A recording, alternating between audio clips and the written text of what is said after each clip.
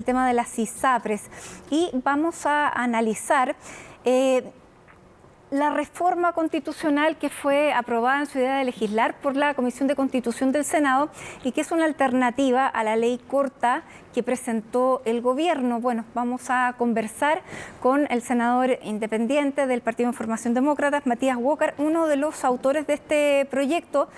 ¿Cómo está, senador? Muy buenas tardes. Hola Matilde, ¿cómo está? Muy buenas tardes. Borrón y cuenta nueva fue lo que dijo la ministra vocera respecto al proyecto que se había aprobado, que es de su autoría junto con la senadora Rincón, el senador Galilea y el senador Chaguán. ¿Qué responde usted a esa, digamos, esa definición o esa calificación de este proyecto? No, yo creo que está equivocada la ministra vocera de Gobierno.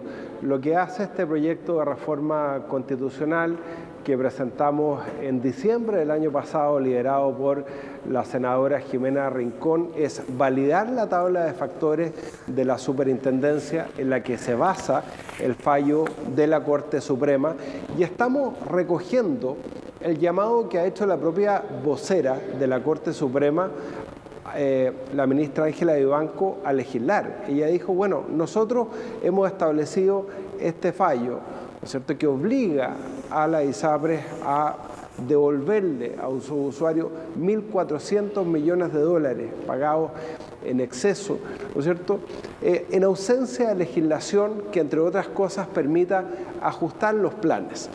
Yo estoy totalmente de acuerdo que la actitud de la ISAPRES ha sido reprochable. Y es lo primero que quiero decir. Las ISAPRES han abusado de las preexistencias.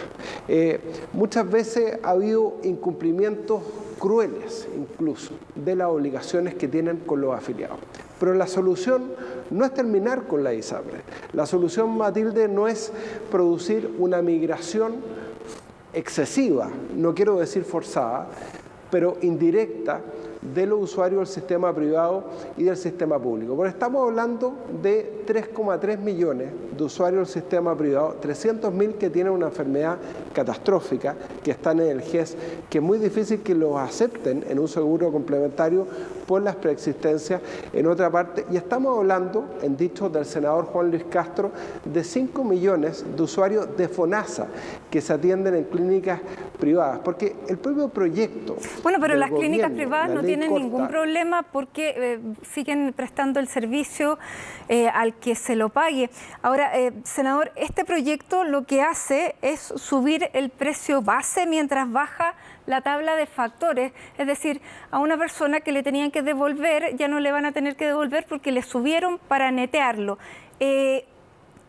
¿Eso resulta presentable?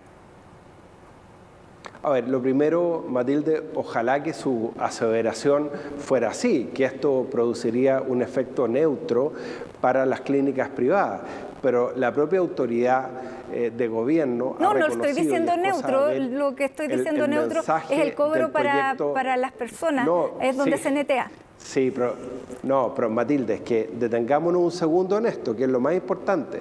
Si acá este proyecto no pretende salvar a la ISAPRES, tiene como centro a las personas, porque si la ISAPRES le dejan de pagar a las clínicas, se va a producir dos cosas. Primero, la ISAPRES no van a tener plata para pagarle la devolución a los afiliados. Y segundo, las clínicas no van a recibir el pago de sus prestaciones y eso puede producir una insolvencia de todo el sistema. Eso lo reconoce el propio gobierno en su mensaje respecto al proyecto de ley corta. Voy ahora a su segunda pregunta.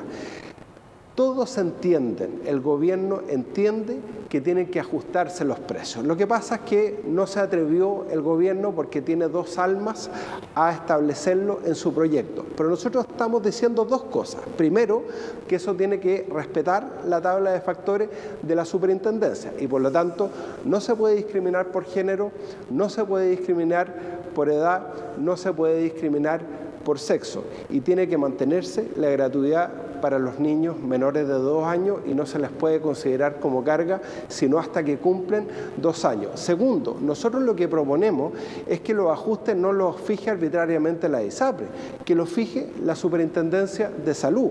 Y por eso acogemos el llamado que ha hecho la Corte Suprema a legislar, porque si no hacemos nada, se va a producir esta migración de los 3,3 millones de usuarios de ISAPRE al sistema público. El sistema público va a colapsar aún más.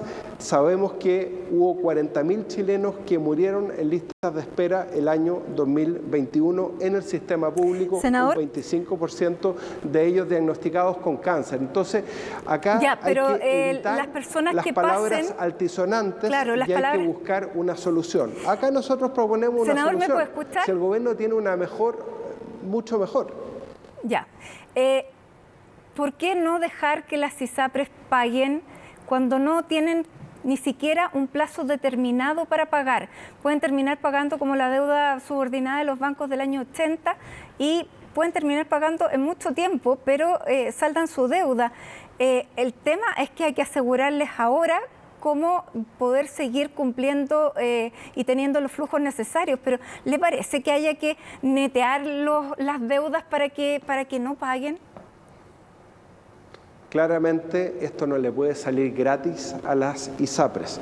Las ISAPRES tienen que pagar. Nosotros lo que estamos proponiendo, el proyecto, y el gobierno de alguna manera se ha abierto a ello, y yo creo que vamos a terminar en eso, es que se les permita pagar en prestaciones, en atenciones de salud, en intervenciones quirúrgicas, en consulta, de paso disminuir las listas de espera. Y yo estoy, Matilde, totalmente de acuerdo con el proyecto del gobierno en un aspecto fundamental. Obviamente no pueden repartir un peso de dividendos mientras sigan con estas deudas. Tienen que, obviamente, servir las deudas. Lo importante es que puedan pagar también en base a prestaciones. Porque ¿cuál es el problema? Pero nunca se ha dicho que tengan que pagar en efectivo, eran excedentes o en prestaciones. Bueno, ¿no? eso es lo que nosotros estamos diciendo. Mire qué bueno, estamos de acuerdo. Pero además le agrego 2 problemas. Las ISAPRES han tenido 140.000 millones de pérdidas los últimos 2 años. Si además bajan los ingresos entre un 8 y un 10%, no hay industria que resista. Esto lo sabe el gobierno, lo sabe el ministro Marcel, lo sabe el ministro de Justicia, lo sabe la ministra de Salud. Entonces yo creo que no son antagónicos los 2 proyectos. Yo creo que los proyectos son complementarios. Y lo que le hemos dicho al gobierno es legislemos. Pero la solución no puede reducirse simplemente a un reconocimiento de deuda.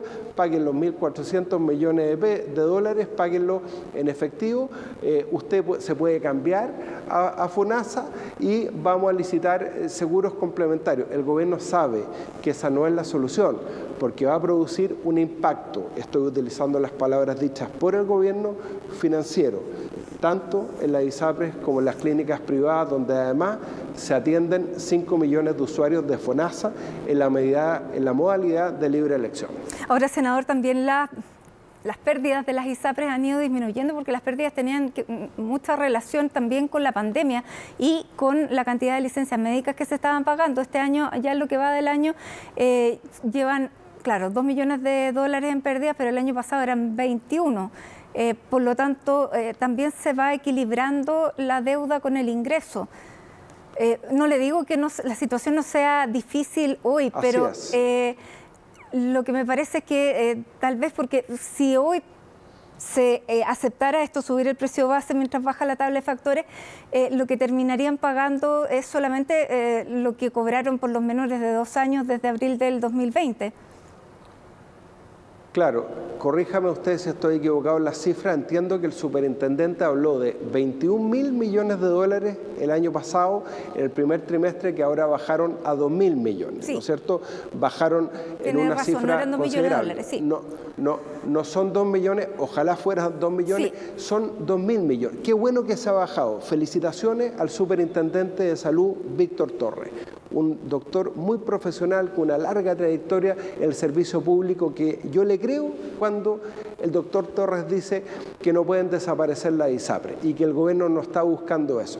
Lo que Lo que nosotros hemos pedido es incorporar una solución más al sistema. Yo creo que tenemos que sincerar las cifras, impedirles a las ISAPRES repartir dividendos si es que mantienen esta deuda con los usuarios, ya sea en la forma de dinero efectivo o en prestaciones. Yo creo que es mejor que sean prestaciones, aprovechamos de disminuir las listas de espera, pero en definitiva la ley corta del gobierno no soluciona nada porque implica solamente un reconocimiento de deuda y la posibilidad que los usuarios del sistema privado se puedan cambiar al sistema público y algunas modalidades y facilidades, como usted ha dicho muy bien, para que puedan servir esta deuda en el tiempo. Pero necesitamos soluciones. La Corte Suprema nos ha combinado a nosotros como legisladores a legislar. Acá hay una propuesta arriba de la mesa, el gobierno sabe que la propuesta de ellos es insuficiente, usted sabe que esto se discutió bastante dentro del gobierno, hay dos almas, una que es más provisión mixta de la salud y de la educación privada y pública, una alma del gobierno es más salud pública, educación pública. Bueno, es muy importante que el Congreso, en definitiva, pueda proponer también soluciones. Acá hay una arriba de la mesa que es complementaria al proyecto del gobierno. Espero que lleguemos en definitiva a un acuerdo y legislemos, que es lo que ha pedido la Corte Suprema. Ahora, uno de los argumentos que decía la ministra Jimena Aguilera el día de hoy era que su preocupación era que este proyecto terminara incumpliendo el fallo de la Corte Suprema, que era devolverle a las personas a las que se les había cobrado de más. ¿Qué pasa si la Corte Suprema ve en la legislación que se aplica un incumplimiento a su fallo? Es que la Corte Suprema, al revés, ha dicho que ella dictó el fallo porque nosotros hemos legislado. Entonces nosotros tenemos que legislar validando la tabla de factores de la superintendencia, impidiendo cualquier tipo de discriminación por edad, por sexo, por género, por preexistencia, sin cobrarle como carga a las familias por los niños menores de 2 años. Estamos de acuerdo en todo eso. Lo que pasa es que el gobierno sabe que en algún momento se van a tener que sincerar los precios de manera tal de que la provisión privada de salud siga existiendo. Usted sabe lo que pasó con los usuarios de la ISAPRE Más Vida cuando quebró. Le nombraron un administrador provisional, sufrieron una suerte de corralito.